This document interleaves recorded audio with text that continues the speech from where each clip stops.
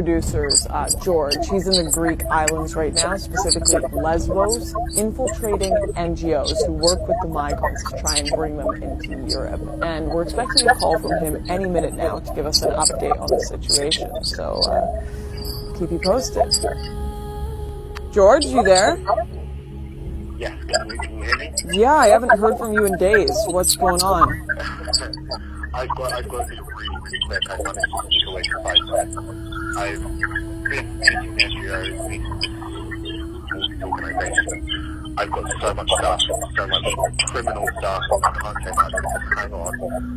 I will bring these cards to you. The stuff I've got, it's going to blow up every morning. Okay, so how did it go? Incredible. You're gonna love this. So, Advocates Abroad. Yep. Really, really serious NGO operating in the Greek islands.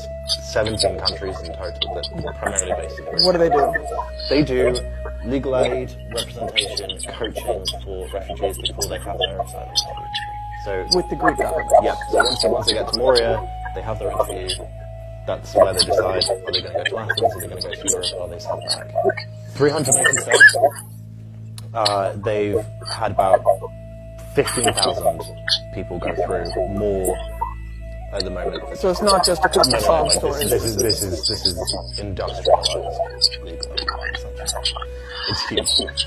So their support, they take support and volunteers from like University of Cambridge, University of Oxford, University of Denver. It's massive. They're linked with the International Bar Association, Al Jazeera, Huffington Post, and we've written about them on interviews. So these are the guys, these are the guys really that you connected, go to for their information. So the last 6 days I've been with Ariel, who is their CEO, their executive director, and she's literally told me everything. All the stuff that we should know, all the stuff that worse stuff than we thought it might be. So I've got all these recordings because obviously everything so that we can use it. They're cheating. Massively cheating.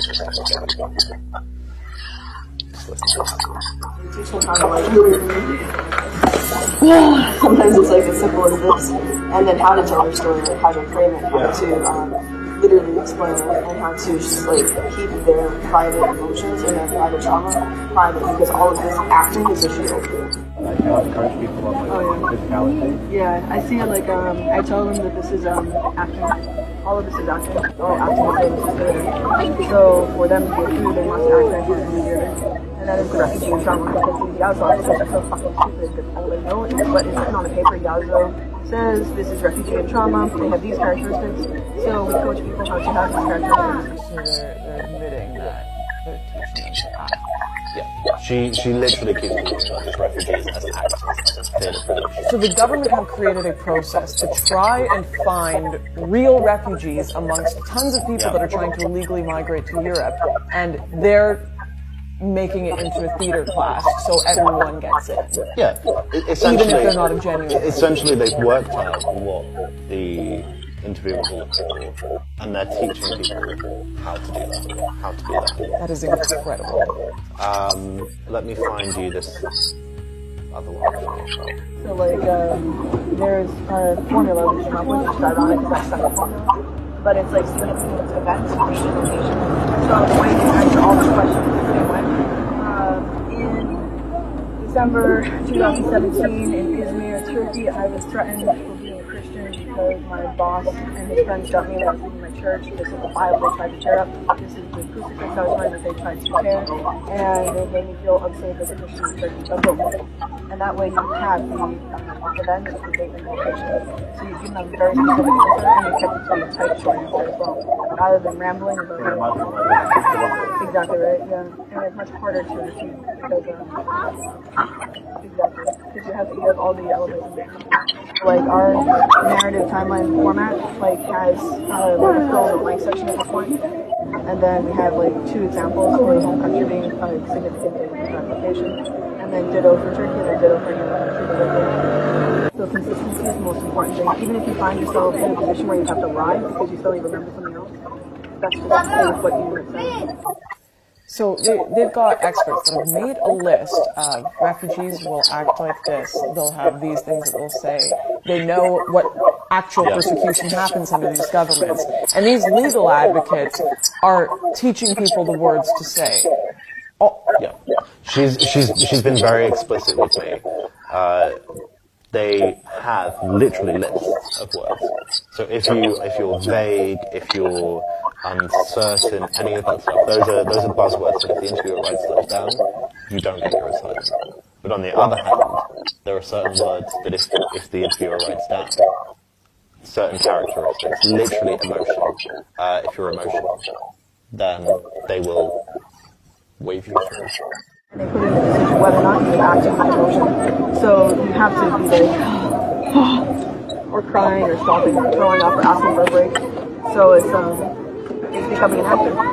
You have to tell people to take breaks. Oh, we do. We actually do role playing. And so like we prepare for the folder.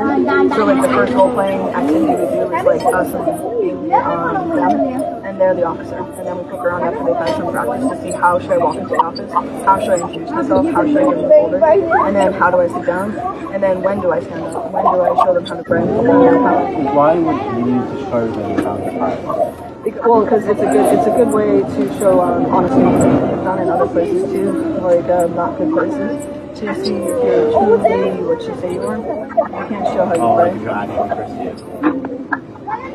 So if you're saying like fleeing persecution. And you should probably know how to be, praying that way. They also ask like what's your favorite holiday.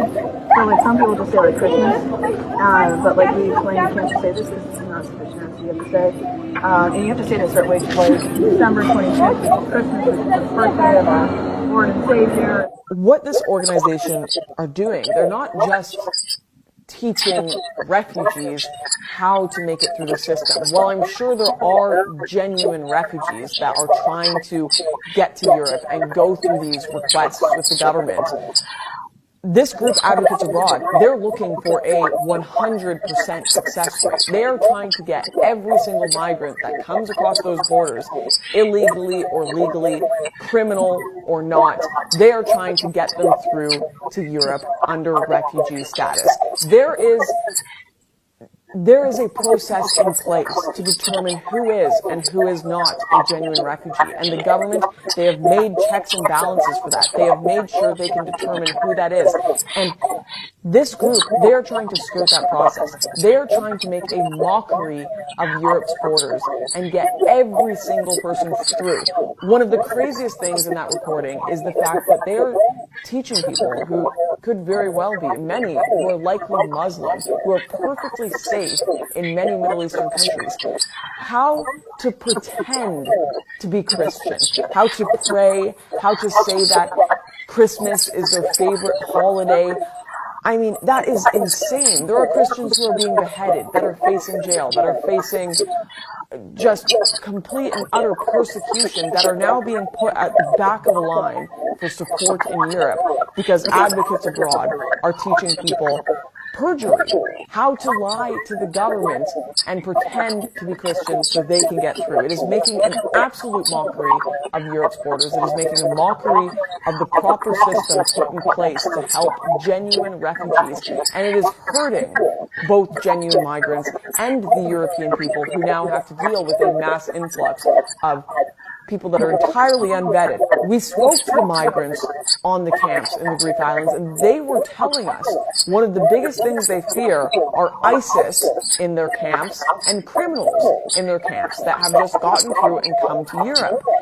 And there is a very good chance that Advocates Abroad are coaching those people as well, are coaching criminals, are coaching ISIS how to skirt the system, how to get by and lie to the government and get into Europe. Of course there are people who need legal help. Of course there are genuine refugees out there. But what they need is non-partisan, real legal help, not like actual activists that are trying to do illegal behavior, not Advocates Abroad. So that was just a very small snippet of some of the amazing content we have with our project Borderless. There is still so much we have yet to expose and so much more we want to expose that the government and the media are trying to cover up. Unfortunately, so far we have come to the end of our budget for the Borderless film, but we're looking to you to help us continue this project as there is so much more we want to investigate and bring forward. If you want to help, please check out the links below or go to borderless.movie to do that. And a huge thanks to everyone who has already supported making this possible. We'll see you guys in the next expose.